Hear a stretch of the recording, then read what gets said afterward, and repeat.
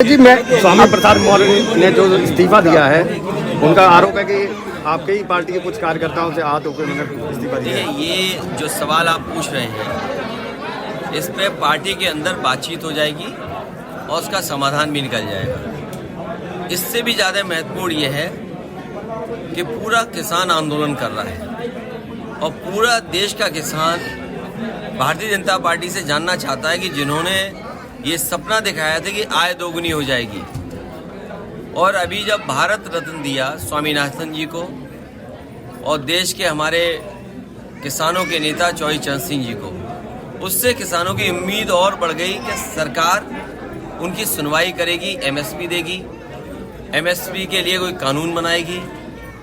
लेकिन जिस तरह सरकार का व्यवहार है, कीलें लगा देना, अगर वो निकल रहे हैं तो रोकने के लिए तमाम चीज़ों का इंतज़ाम कर देना, प्रशासन पूरी तरीके से पुलिस लगा करके आंसू गैस गोले चला करके उन्हें रोकना चाहती हैं। आखिरकार आप भारत रत्न एक तरफ दे रहे हैं और दूसरी तरफ किसानों को आप रोकना चाहते हैं, उनकी मांग नहीं मानना चाहते। आखिरकार भारतीय जनता पार्टी चाहती क्या है? जो लोग सपना दिखा रहे हैं कि 5 लाख ट्रिलियन डॉलर की इकोनॉमी बन जाएगी, सच्चाई ये है कि किसानों की आय दोगुनी अगर हो जाए तो आपकी 5 ट्रिलियन डॉलर नहीं, हो सकता है 10 ट्रिलियन डॉलर इकोनॉमी भी बन जाए। और जो लोग ये कहते हैं कि हमारी दुनिया में 5वीं अर्थव्यवस्था बन गई है, ये 5 से दूसरे नंबर में भी पहुंच सकती है अगर ये सरकार किसानों को एमएसपी दे दे और किसानों की आय दोगुनी कर दे। अध्यक्ष जी कल पल्लवी पटेल ने कहा है कि पीडीए ने 3 लोगों का राज्यसभा टिकट घोषित किया, जिसमें जया अमिताभ बच्चन, आलोक रंजन और रामजीलाल सुमन जी। देखिए, क्या पीडीए का मतलब अल्पसंख्यक महिला नहीं हो सकती थी? क्या पीडीए का मतलब पिछड़ा महिला नहीं हो सकती थी? भारतीय जनता पार्टी से और भारतीय जनता पार्टी के लोग पीडीए से घबराए हुए हैं। भारतीय जनता पार्टी के लोग पीडीए से घबराए हुए हैं। जहाँ तक हमारे सहयोगी दल की बात है, मैं उम्मीद करता हूं कि पीडीए की लड़ाई को वो मजबूत करेंगे। और जहां तक पार्टी के निर्णय का सवाल है, आने वाले समय में तमाम सीटें आ रही हैं। अभी तो एमएलसी आना है, फिर राज्यसभा आना है, फिर एमएलसी आना है, तो ये पीडीए की लड़ाई कहां कमजोर हो रही है? लेकिन पल्लवी पटेल ने तो वोटिंग करने से मना कर दिया, वोट नहीं करेंगे। देखिए, पीडीए का साथ आना, पीडीए के साथ सबको एक साथ लग जाना, ये बड़ी लड़ाई है और ये बड़ी लड़ाई कोई आसानी से नहीं जीती जा सकती है। बड़ी लड़ाई में बहुत लोगों का साथ चाहिए होगा।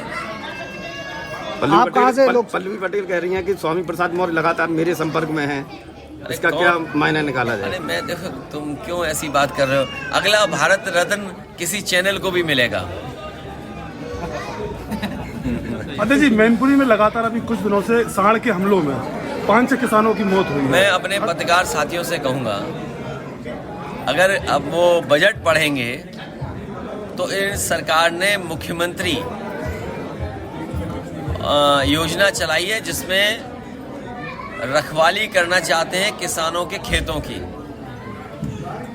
मुख्यमंत्री खेत सुरक्षा योजना, अगर कोई इसको अनकोड करे, मुख्यमंत्री खेत सुरक्षा यही है कि सांडों से सुरक्षा करना, तो 50 करोड़ में सांड से कैसे सुरक्षा हो जाएगी? और फिर पूरे उत्तर प्रदेश में कोई दिन नहीं जाता है जिस दिन इन जानवरों की वजह से किसी की जान न जा रही हो।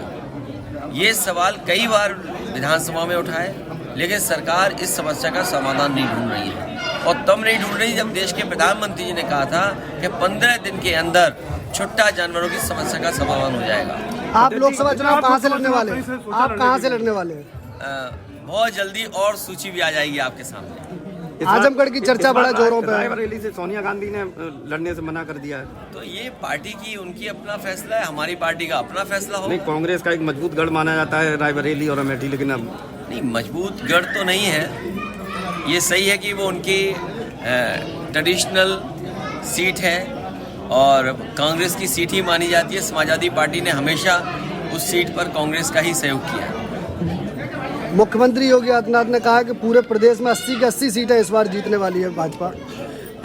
मैं आपसे कह रहा हूं कि भारतीय जनता पार्टी अपने सभी सांसदों की सीटें बदलना चाहती है, केवल एक के सिवा। 80 की सीटों पर कईयों की टिकट कटने जा रही है और एक जो सीट है वो अपना क्षेत्र बदलना चाहते हैं। तो सोचिए, जिन्हें अपने सांसदों की टिकट काटनी हो और टिकट काटने जा रहे हो तो वो क्या जीतेंगे? अगली सूची में क्या चाचा का नंबर है? अगली नहीं। सूची में नहीं, अगर आप पे कुछ सुझाव हो तो बता दो। चाचा का क्या अगली सूची में नंबर है? अगर आपके पास कोई सुझाव हो और फिर आप ही कहोगे सब परिवार चुनाव लड़ गया, ये पत्रकार भी बड़े कमाल के होते हैं।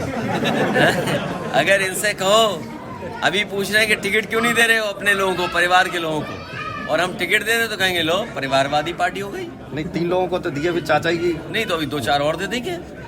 तो आप लोग क्या उम्मीद करते हो भाई? आप ही दिलवाना चाहते हो और आप ही चलाओगे कि परिवारवाद, तो हम कैसे बचेंगे भाई आपसे?